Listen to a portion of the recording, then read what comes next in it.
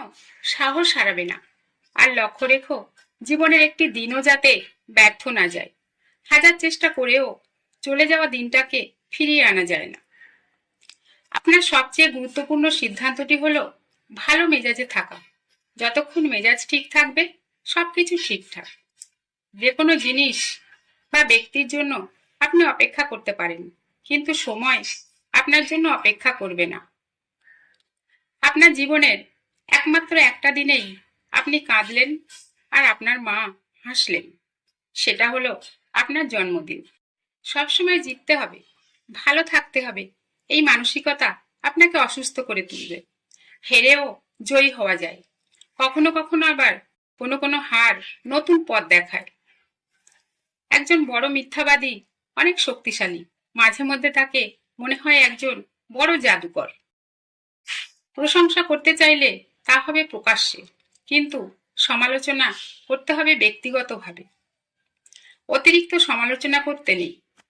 অতিরিক্ত সমালোচনা ঘৃণা এবং খারাপ চরিত্রের দিকে মানুষকে এগিয়ে নিয়ে যায়।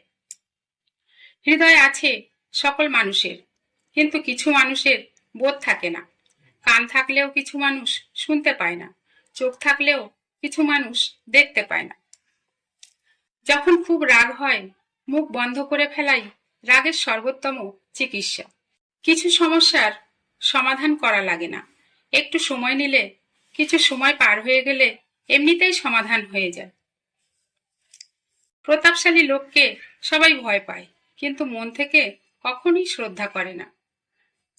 জীবন নিয়ে সন্তুষ্ট হওয়ার একমাত্র উপায় হচ্ছে চমৎকার কোনো কাজ করা। আর কোনো কাজ তখনই চমৎকার হবে যদি আপনি আপনার কাজকে ভালোবাসেন। নিজের বোঝা কম বেশি যাই হোক না কেন নিজেকে বহন করতে হয়, তা অন্যের উপর চাপাতে নেই। ভুলেও তর্কে যাবেন না, হেসে এড়িয়ে যান, দেখবেন কিছু বড় সমস্যার সমাধান হয়ে যাবে। তিনটি জিনিসের মূল্য তিন শ্রেণীর মানুষ ভালো বুঝতে পারে: যৌবনের মূল্য বোঝে বৃদ্ধ বয়সে, স্বাস্থ্যের গুরুত্ব বোঝে অসুস্থ হলে, আর সম্পদের প্রয়োজনীয়তা বোঝে অভাব আসলে। শান্তির সাথে জীবনযাপন করার পরও যে ব্যক্তির আকাঙ্ক্ষা মেটে না, তার পক্ষে তৃপ্ত হওয়া অসম্ভব। আপনি যদি অকৃতজ্ঞ হয়ে যান, নেগেটিভ চিন্তা করতে থাকেন, তাহলে আপনিই হবেন এই পৃথিবীতে নিজের সবচেয়ে নিকটতম শত্রু। জীবন সংক্ষিপ্ত, সময় দ্রুত, কোনো প্রতি উত্তর নেই, পুনরাবৃত্তি নেই। তাই প্রতিটি মুহূর্ত যেমন আসে তেমনই গ্রহণ করুন, হাসি মুখে বাঁচুন।